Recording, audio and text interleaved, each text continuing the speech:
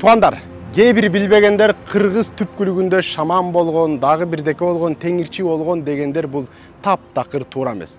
Кыргыз түпкүлүгүндө жалгыз Кудайды эңсеген, жалгыз Кудайды издеген адам болгон, а бирок жанагы шаман дегендер алар бир урунун ичинде бир эс акылынан айнып калган, тоого кетип, адашып, бир эски кийимдерди кийип, ушундай бир айнып калган адамды шаман деген.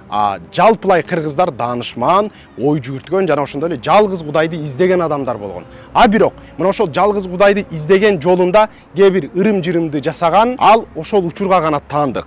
Кийин ислам дининде маалымат келгенде эч бир кылычсыз эс акыл менен кабыл алган. Анткени алардын жан дүйнөсүнө, руханиятына ылайык нерсе болгон. Ошондуктан Мухаммед пайгамбарыбызга чейин кыргыз мындай болгон, ислам дини келгенге чейин мындай болгон дегендерге мен эч убакта алар менен макул боло албайм. Анткени Мухаммед пайгамбарыбызга чейин эле ислам дини жок деген акылсыздарга айтарыбыз, адам атадан бери жалгыз Кудайлык ислам дини бар. Жөн гана ал учурда өкүмдөр башкача, ибадаттар башкача болгон. Ошондуктан Манас эпосунда дагы Манас атабыздын намаз окуганы, даарат алганы ушундай көркөм жазылган. Ошондуктан илим окуйлу, изилдейли, бирөө жазып берген тарыхты эмес, таза тарыхыбызды окуп, чыныгы даанышман кыргыз кандай болгонун билели. Чыныгы даанышман кыргыз жалгыз Кудайды издеген, чыныгы даанышман эл болгон. Шаман болгон, андай болгон, караңгы болгон деген апендилерге жообуз ушундай. Теңир деген сөздү бурмалап булгап салышты. Теңир деген Кудай деген гана сөз. Аны эч кандай андай мындай деп бурмалаштын кереги жок. Теңир деп жалгыз Кудайды айтышкан, жанагы шамандар, аркы беркилер, алар отко ташка бирдекеге сыйынып, антип-мынтип бул эс акылынан айнып калган адамдар болгон. Жалпы урунун, жалпы кыргыз калкы иш менен, кесип менен алек болушкан. Элдин баары эле ошондой шаманча кийинип, жинди болуп, жанагындай бирдекелерин кармалап, дарак-турак болуп, тоолордо жүргөн эмес. Эс акылдуу болуп, тиричилигин жасап, тарыхын мыкты жазып келген даанышман элдерденбиз. Ошондуктан эч убакта шаманизмди, бир караңгылыкты биздин даанышман элге таңуулабагыла.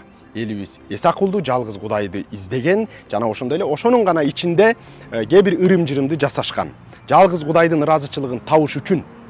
Анан ата-бабаларыбыз ушундай табияты таза болгон, азыр жанагындай акмактар кайдан чыгып атат десеңиздер, ошол Европанын кинолорунан, учурунда биздин элибизди эзип келген СССРдин пропагандасынан бир акмактар чыгып келди. Ага чейин жан дүйнөсү таза, эс акылы таза инсандар болгон. Шайлообек Дүйшеев агабыздын Агындылар китебин окуй турган болсоңуздар, ал жерде чоң энесин сүрөттөп айтып берет.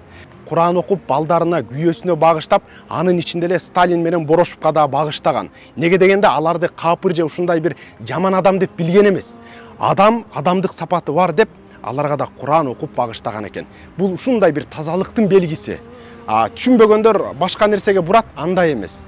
Алар оюнан булганган эмес, психологиясы булганган эмес, таза инсандар. Анан СССРде ушундай жакшы адамдар көп эле, ал учурда бейпил эле, уурулук жок эле, ар бир адамдын эшиги ачык эле десе, аларды мурдагы ыймандуу ата-бабаларыбыз тарбиялаган. Азыркы акмак бузукуларды кечеги СССР тарбиялаган. Неге дегенде көчөттү эккенде ошол күнү мөмөсүн бербейт.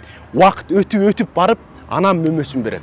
Мына ошол акмактардын, мурдагы эккен акмактардын мөмөсү бүгүн чыгып атат. Ошондуктан кайра өзүбүздүн табиятыбызга кайтып, өзүбүздүн тазалыгыбызды билсек, анда дагы өсө турган, улуу элди жарата турган бизде мүмкүнчүлүк, ресурс дагы бар туугандар. Илим билим алалы, жаратканым шерменде кылбасын. Ассаламу алейкум.